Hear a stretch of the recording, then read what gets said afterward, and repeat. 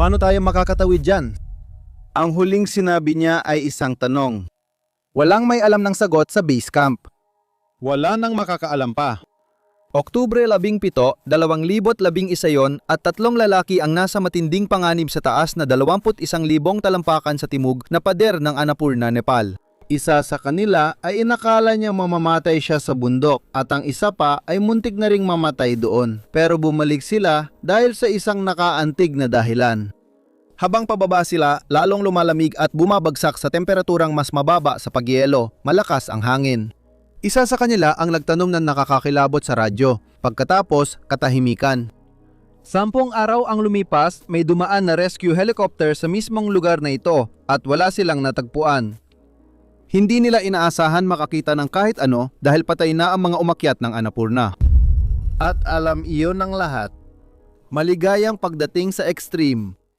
Noong simula ng Oktubre 2011, isang maliit na grupo ng 3 Koreanong umaakyat ang dumating sa base camp ng Annapurna 1. Matatagpuan sa humigit kumulang 13,500 talampakan taas mula sa dagat, ang mabatong at tigang na kampo na ito ay nasa paanan ng timog na pader ng bundok.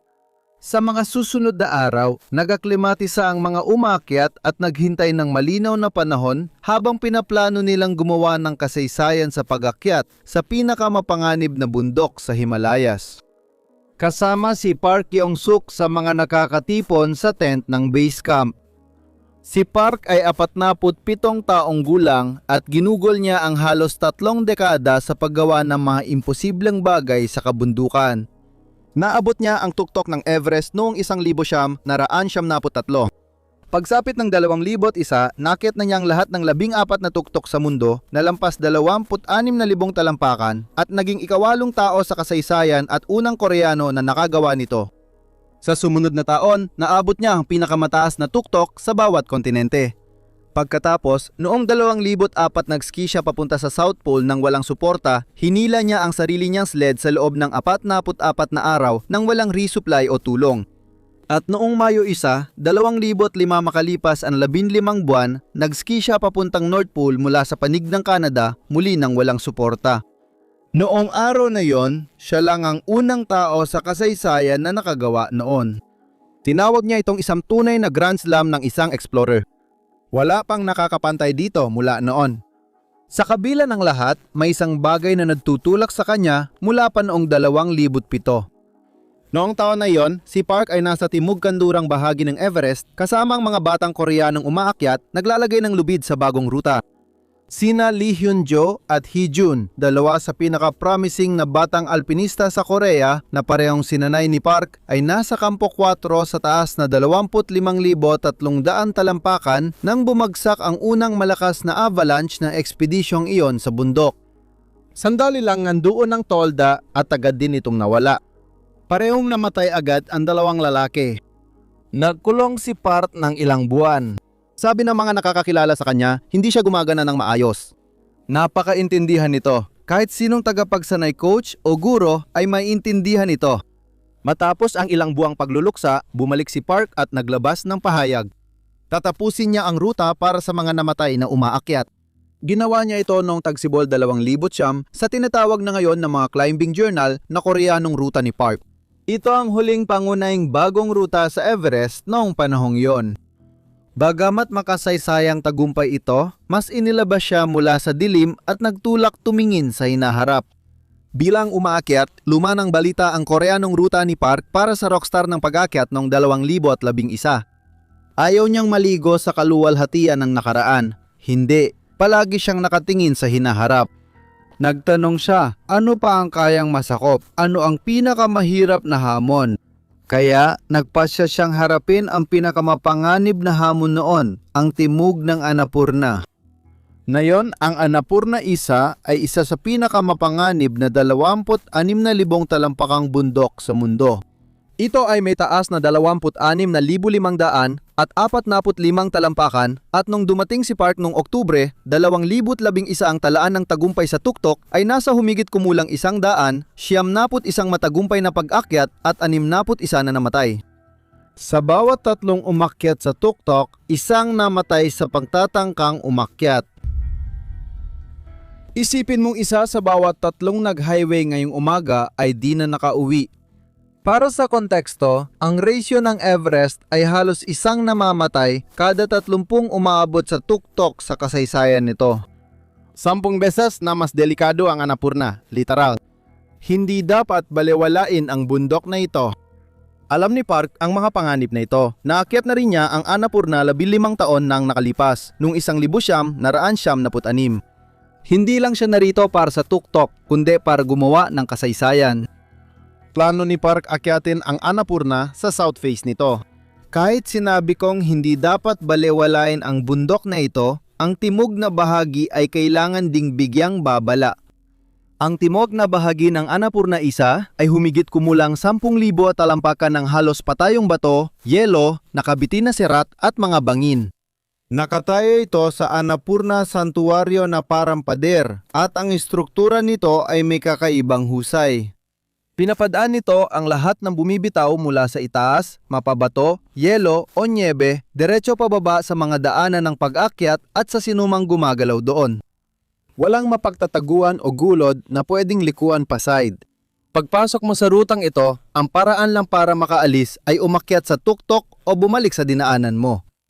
Ang partikular na ruta na gustong akyatin ni Park ay nasa gitna mismo ng shooting gallery na ito at nakakatakot ang kasaysayan nito. Noong 1971 isang ekspedisyon ng Briton sa Timog ay nawalan ng mga umaakyat. Noong 1972, sinubukan ng Pranses na alpinist na si Pierre Begin, isa sa pinakamahusay ng kanyang henerasyon, ang rutang ito. Napilitan siyang umatras nang bumigay ang angkor niya, kaya siya nahulog at namatay. Noong 2007, sinubukan ito ng Swiss speed climbing machine na si Willy Steck. Natamaan siya sa ulo ng isang nahulog na bato, nawala ng malay at nahulog ng 1,000 talampakan pababa sa pader. Muntik lang siyang mamatay pero nakaligtas.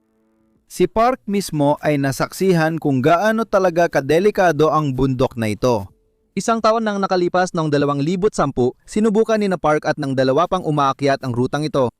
Habang paakyat sila, may bumagsak na batong kasing laki ng tao mula sa bundok at tinamaan ang kasama niya, kaya nag-emergency evacuation sila. Iyan ang naging kasaysayan ng rutang tinangkang akyatin ni Park noong Oktubre 2011. Mas malamang ang kabiguan kaysa tagumpay. Alam ito ng lahat ng seryosong umaakyat ng bundok sa mundo. Alam iyon ng Korean Alpine Federation. Mas alam ni Park na aran ng lahat ng malalaking pagtatangka sa South Face kaysa kanino man. Bago siya umalis, sinabi niya, "Palaki ng palaki ang posibilidad na mamatay ako. Namumuhay ako araw-araw na may pusong mapagpasalamat."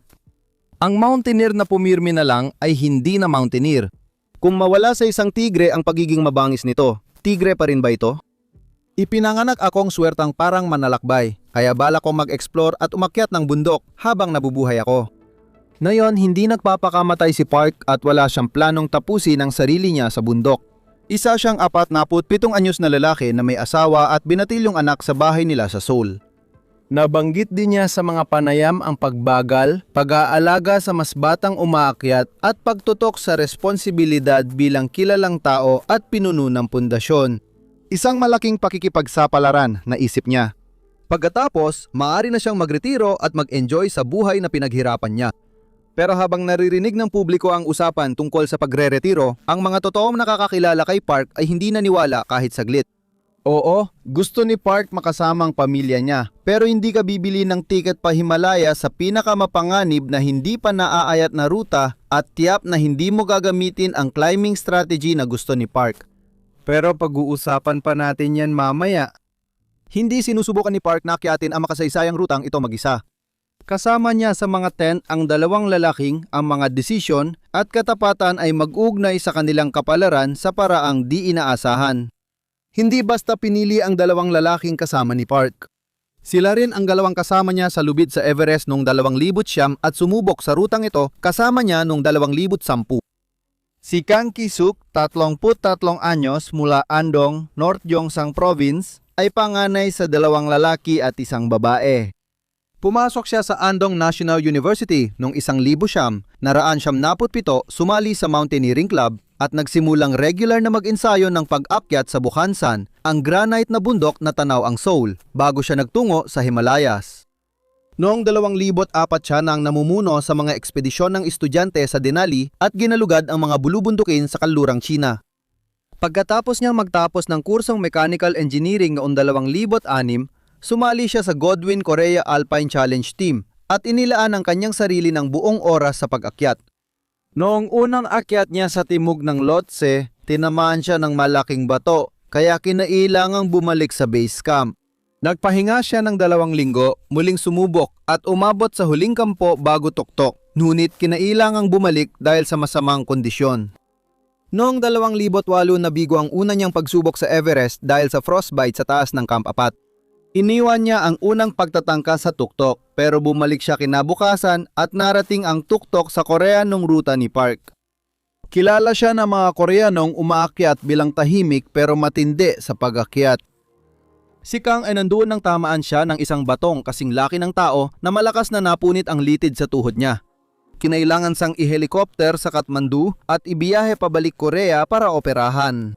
At ngayon, wala pang 12 buwan ang lumipas, bumalik na siya sa paanan ng parehong bundok. Hindi ko alam sa'yo, pero kung napunit ang litid ng tuhod ko at na-elif pa ako mula bundok, siguradong ibang libangan na hahanapin ko. Pero bumalik si Kang sa loob ng 12 buwan. Katabi ni Kang si Shin Dong-min, ang matagal na niyang kasama sa pag-akyat mula 2008.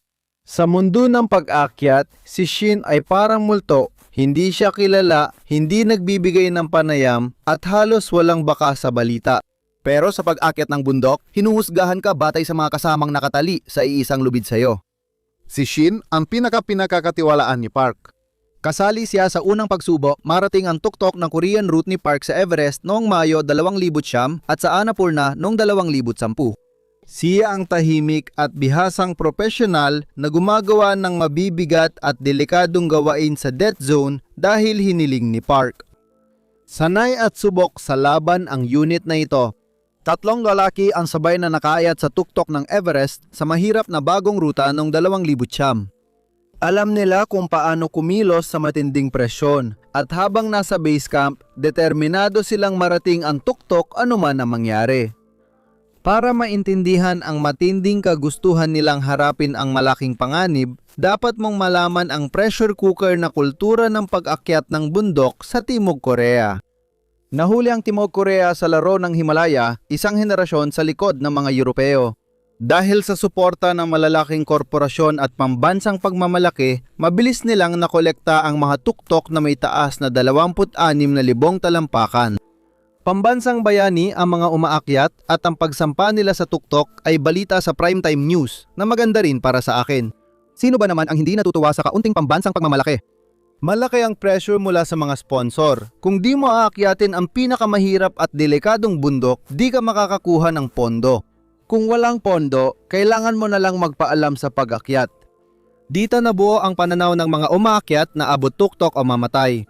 Ginantimpalan ng sistema ng kasikatan ang sukdulang panganib at pinarusahan ng pagkalimot ang mga maingat at konserbatibong umaakyat. At malaki ang naging kapalit nito. Mula 1,900 hanggang 2,011 mahigit 60 na mga South Korean na umaakyat ang namatay sa Himalayas. Ngayon, hindi ko sinasabi na biktima si Park ng sistemang yon. Matalino, may karanasan at may malay siya sa sarili kaya hindi mangyayari yon.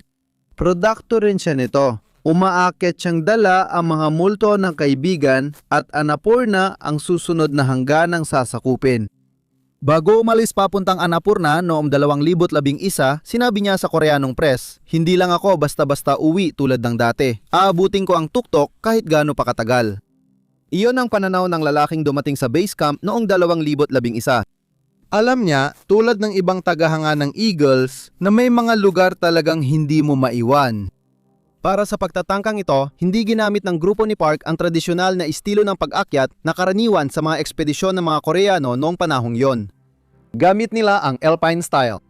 Kung di ka umaakyat, parang teknika lang ang pagkakaibang yon, pero malaking epekto ito sa pagtaya ng panganib.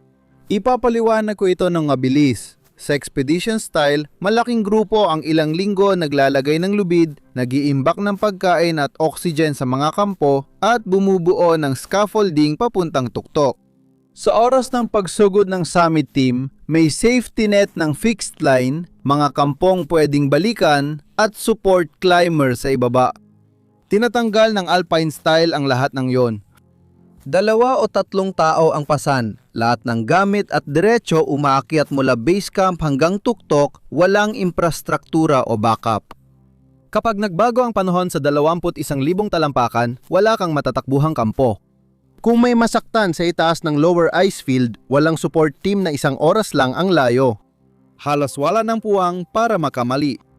Ang ideya, mas kaunting oras na nalalantad sa mga likas na panganib ang maliit at mabilis na grupo gaya ng mga sonang may aktibong pagguho ng bato at mga dinaanan ng avalanche.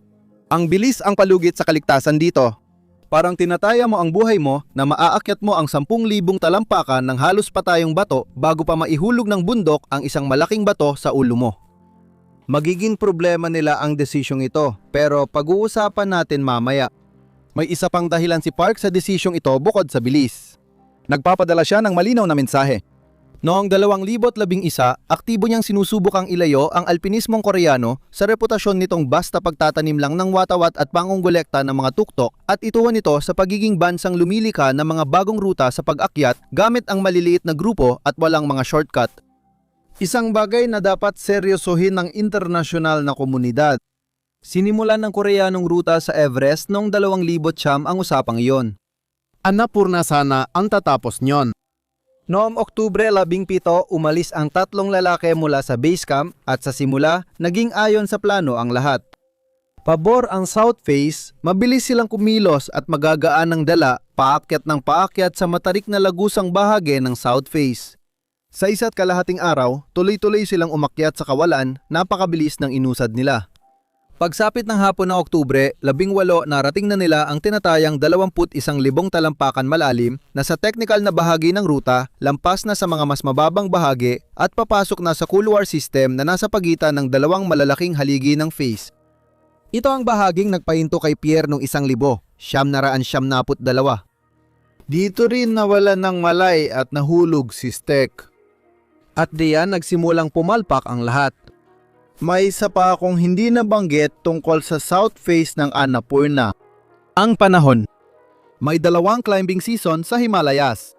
Tagsibol, bago dumating ang summer monsoon at lunurin ang mga bundok sa nyebe at malalakas na bagyo at taglagas pagkatapos umatras ng monsoon at pansamantalang tumahimik ang kalangitan bago magsimula ang taglamig. Nasa huling bahagi na ng post-monsoon season ng Oktubre. Ganito ang nangyayari. Nagdala ng maraming nyebe ang summer monsoon at pagdating ng huling Oktubre, nilinis o pinatigas ito ng mga hangin kaya lumiit ang tsansa ng napakalaking avalanche.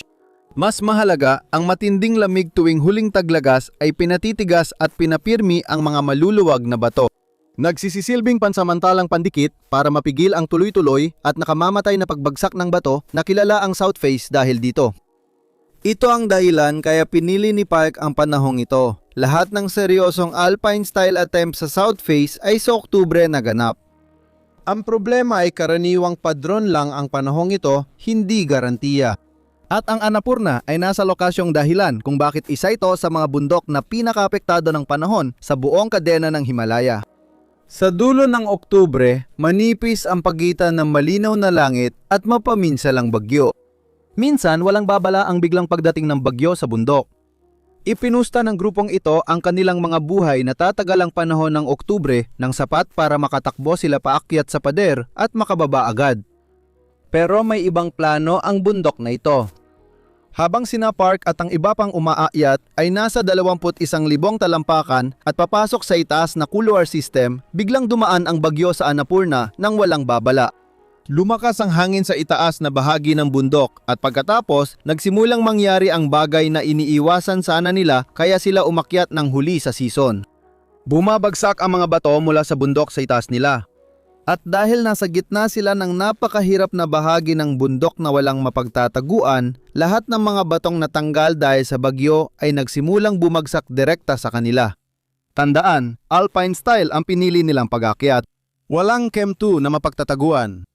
Walang safety rope na pwedeng kapitan sa mabilisang pagbaba.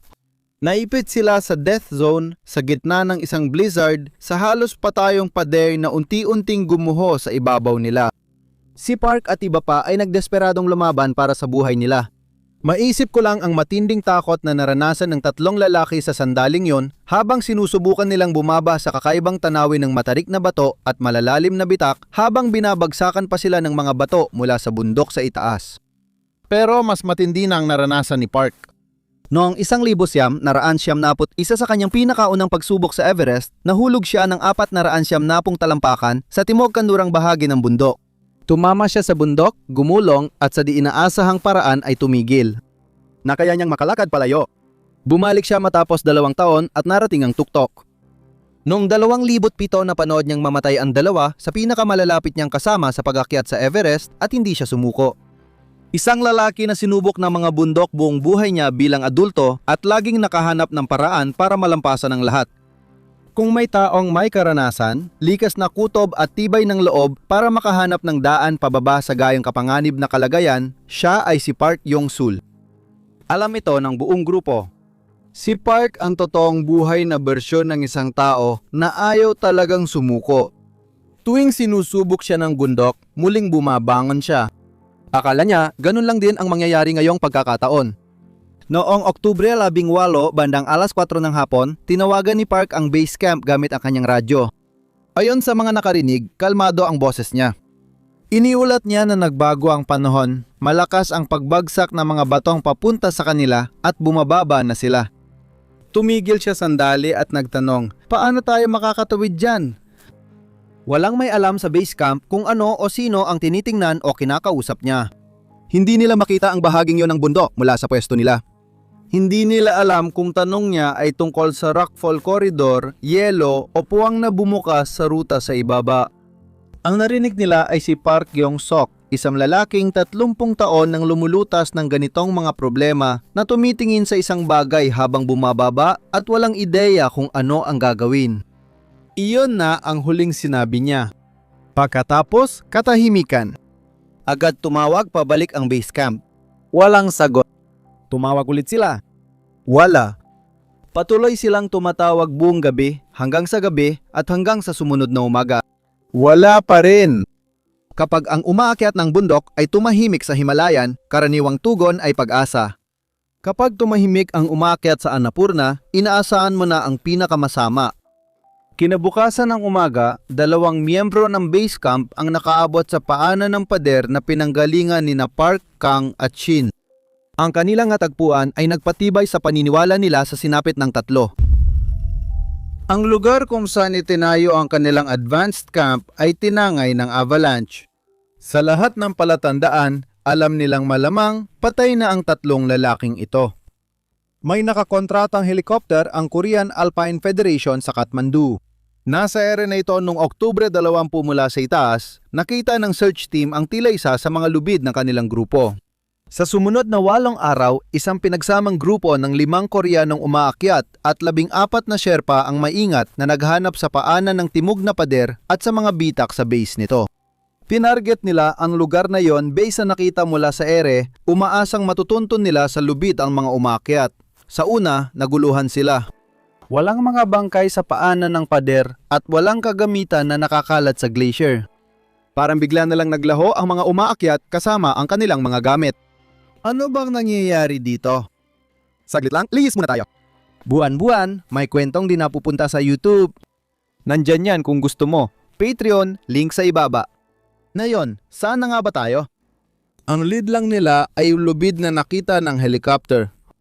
Pagdating nila ron, hindi nakatulong ang kanilang nakita para gumaan ang loob ng kahit sino.